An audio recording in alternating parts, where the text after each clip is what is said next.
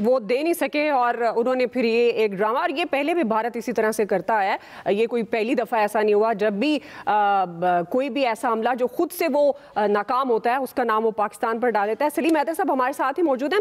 आया साहब आपकी तरफ आऊँगी, चूँकि हम अब बात कर रहे हैं, कल भी जब हम अपने प्रोग्राम में ये बात करते हैं सिफारती महाज के हवाले से कि पाकिस्तान ने बड़ी कामयाबी हासिल की, और हम कल तक ये पूरी उम्मीद थे कि इस जब दुनिया इन्वॉल्व होती है, इससे पहले भी जब जंगें हुई दुनिया इन्वॉल्व हुई और ये मामलात जो हैं वो खुश असलूबी से तय हुए, लेकिन अब जो इंडिया ने अब पहल की, पाकिस्तान ने उसका दिफा किया, अब क्या मुमकिन जवाब हो सकता है पाकिस्तान का, और सिफारती महाज पर अब मजीद क्या करना चाहिए पाकिस्तान को? देखिए, एक तो हम ये बड़ा क्लैरिटी है इसमें, वो बेशक एलामिया आपके सामने है कि वो फ़ौज को इख्तियार दे दिया है कि वो अपनी टाइमिंग, वो जगह, मकाम, सब कुछ वो तय करके उस पर वो कर सकते हैं, वो उसमें तो कोई अभाम है नहीं।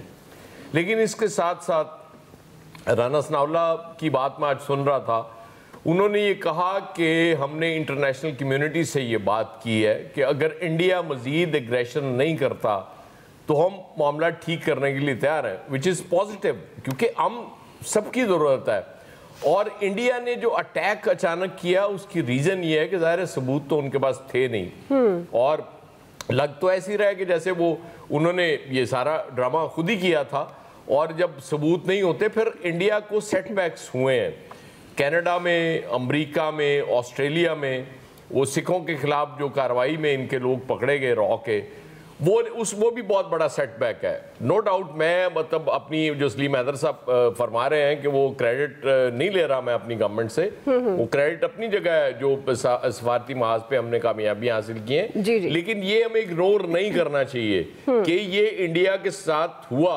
ये दुनिया ने देखा कि इंडिया टेरर एक्सपोर्ट कर रहा है, जबकि वो हमेशा हम पे इल्ज़ाम लगाता था।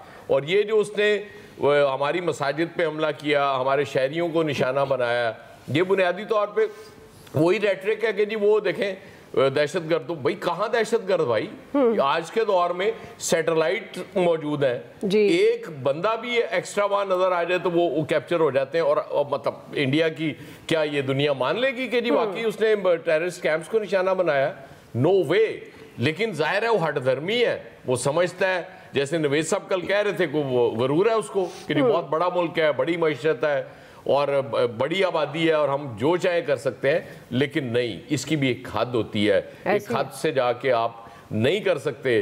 और मतलब इसीलिए इस दफ़ा दुनिया का रिएक्शन वो नहीं है जो पहले आया करता था जब इंडिया हम पे इल्जाम लगाता था। इस दफा दुनिया भी सबूत मांग रही है। हठधर्मी की आप बात करें आया साहब, हठधर्मी तो उनका मीडिया बड़ा हठधर्म है। आज आपने देखा कि उन्होंने अपना बयानिया चेंज करने की पूरी कोशिश की कि हमने तो टारगेटेड वो किया, पाकिस्तान ने ये कर दिया, अब एक और नैरेटिव बनाने की वो कोशिश कर रहे थे। लेकिन आया साहब, मैं अभी स्क्रीन पर देख रही हूँ, आपने और इलियास साहब ने चाय रखी हुई है, तो ये वो चाय तो नहीं है जिसको इंडिया देखकर चाय से नफरत करता है, जो फैसल साहब भी कह रहे थे कल अपने हमारे प्रोग्राम में कि अब इंडिया के लोग चाय नहीं पीते। फैसल साहब, आपके पास चाय है, चाय भिजवा सकते हैं आप फिर मोदी साहब को? इन्होंने मोदी को भिजवा दी है फैसल साहब।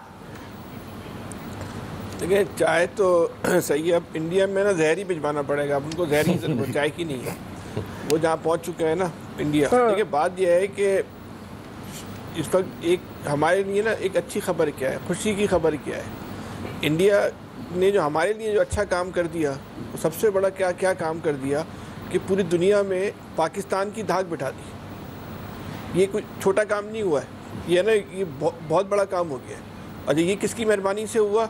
ये मोदी की मेहरबानी से हुआ, ये मोदी की झालत से हुआ, ये मोदी की इंतहा पसंदी और जनूनियत से हुआ। इसका जो उसका बेनिफिशरी था मोदी की झालत का और जनूनियत का, वो पाकिस्तान हो गया है। एक तो ये अपने लोग जिनके जो पहलगाम में जो लोग इन्होंने खुद मारे, वो इनको जो नुकसान हुआ। दूसरी बात देखिए, इनका जो राफेल था, ये राफेल से पूरी दुनिया को जो ना डरा रहे थे, राफेल पता नहीं राफेल है क्या है फला, ऐसा डरा रहे थे, राफेल नहीं हो गया, पता नहीं क्या हो गया। उस राफेल, ये इनका तकब्बुर बन गया था, इनकी ताकत का महवर और मरकज़ जो है वो राफेल बन गया था।